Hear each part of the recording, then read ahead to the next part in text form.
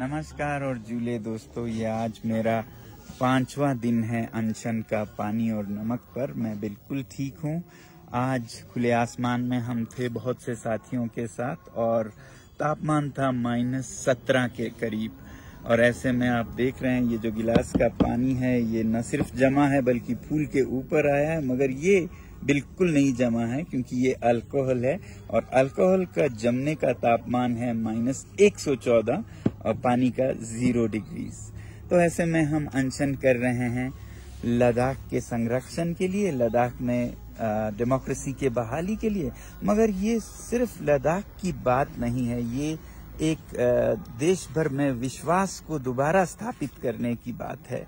हमारे देश में सब कुछ है, लोहा है, कोयला है, मिनरल्स हैं, मगर कमी है तो विश्वास की, ट्रस्ट डेफिसिट, जिसके चलते अब लोग किसी पे भरोसा नहीं करते हैं। जनता नेताओं पर भरोसा नहीं करती, नेता अपने साथियों पर भरोसा नहीं करती और इलेक्शन प्रोसेस पर ही अब विश्वास उठ रहा है, इलेक्ट्रॉनिक वोटिंग मशीन्स पे विश्वास उठ रहा है। और ऐसे में फिर नेताओं से सीख के लोग भी फिर बिजनेसेस में भरोसा नहीं करते हैं, वादे तोड़ देते हैं।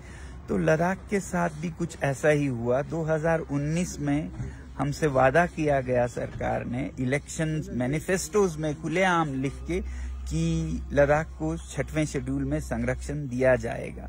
और ये मैनिफेस्टो सिर्फ जुबानी नहीं थे, ये लिखित में आप देख रहे हैं उनकी तरफ से वादे जो लिखित में थे। और 2020 तक फिर वो भूल गए ये वादा। फिर जब दूसरा चुनाव आया हिल काउंसिल का, तो लोगों ने यहाँ पर कहा कि हम चुनाव में हिस्सा ही नहीं लेंगे अगर इस तरह से होता है, तो उन्होंने बॉयकॉट करने का फैसला हुआ। इस पे सरकार ने स्पेशल एरोप्लेन, विमान भेजकर हमारे नेताओं को दिल्ली ले गए और वहां पर उनसे विनती की। और हमारे नेता भी बहुत भोले भाले होते हैं, उन्होंने विश्वास किया और वापस आ गए कि वो सब ठीक करेंगे। और यहाँ पर आके उन्होंने फिर से भारी बहुमत से रूलिंग पार्टी को जिताया, संसदीय चुनाव में भी और हिल काउंसिल में भी। फिर उसके बाद सरकार ने बिल्कुल भुला दिया इसको, 4 सालों के लिए टालम टोल करते रहे।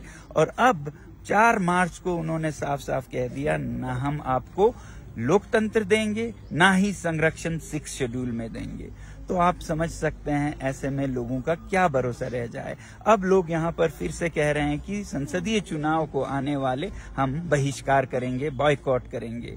मगर ये सिर्फ लद्दाख की बात नहीं है, पूरे देश की बात है। अगर इलेक्शन मैनिफेस्टोस के साथ यही हाल होता रहा तो लद्दाख एक उदाहरण बन जाएगा हर नेता के लिए कि कोई भी वादा कर लो, कोई जरूरत नहीं है पूरा करने की। मगर अगर लद्दाख के लोगों ने किसी तरह सरकार से ये मनवाया कि वो वादे पूरा करे, तो फिर एक अच्छा उदाहरण बनेगा 50 साल तक की जो नेता वादे करते हैं उन्हें हमें पूरा करवाने का भी साधन है। तो लद्दाख का ये जो आंदोलन है बहुत ही क्रूशियल है ट्रस्ट डेफिसिट को खत्म करने के लिए भारत में।